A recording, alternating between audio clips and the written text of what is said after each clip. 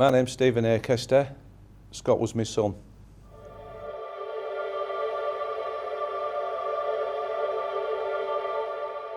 Yeah, Scott was a very popular lad. He had a wide selection of friends.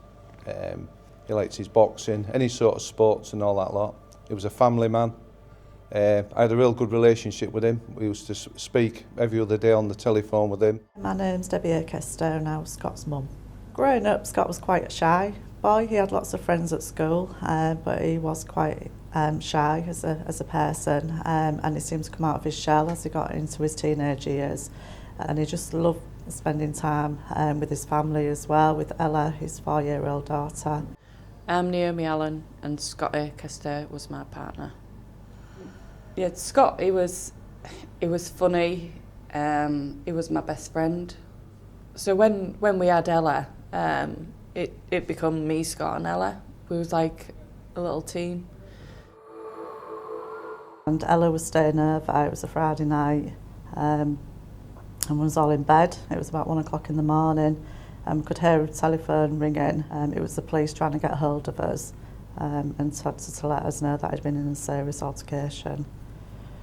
So obviously my mind started racing what had happened and everything like that.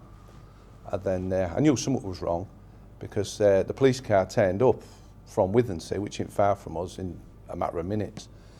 And then he was taking me to the hospital on his blues and twos. It was going some, you know, 18, 90 miles an hour, he's flying down. I started thinking to him, saying, something's not right here. I thought maybe a little fight or he fell over or something, so I started to panic a bit then. I arrived at the hospital, Naomi's partner was already there, and I was met by another, I think it was a detective if I remember, and they took me through and Scott was all wired up and all that lot, and then as soon as I saw him I knew something wasn't right.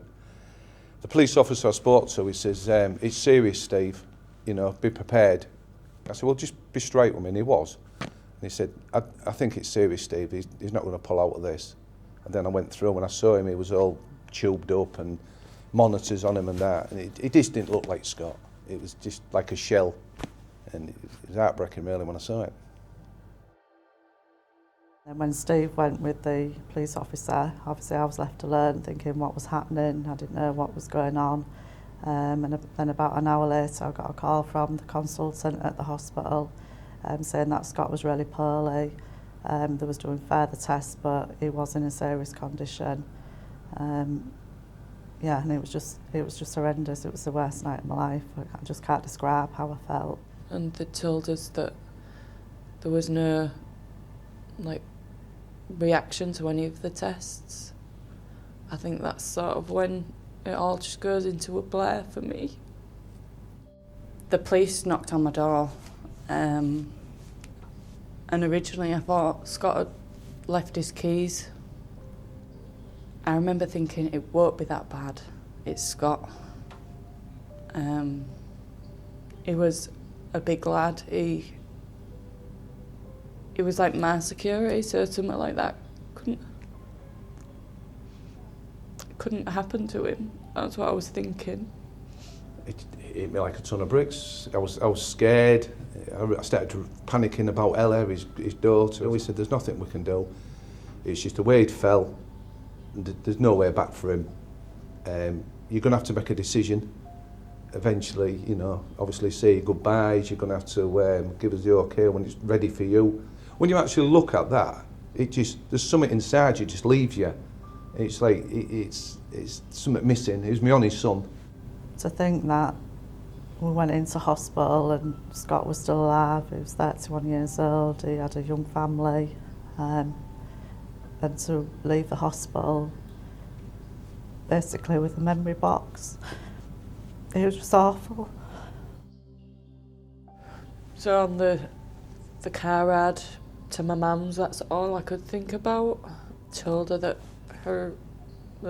Daddy had got poorly and that he'd gone to heaven.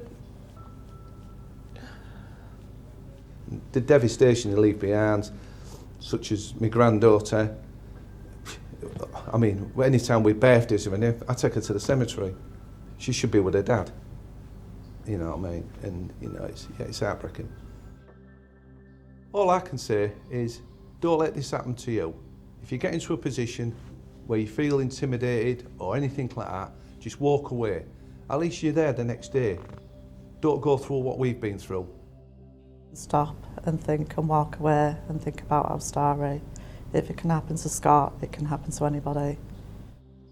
It's just going to ruin a lot of people's lives if it comes to a devastating conclusion like Scott's story.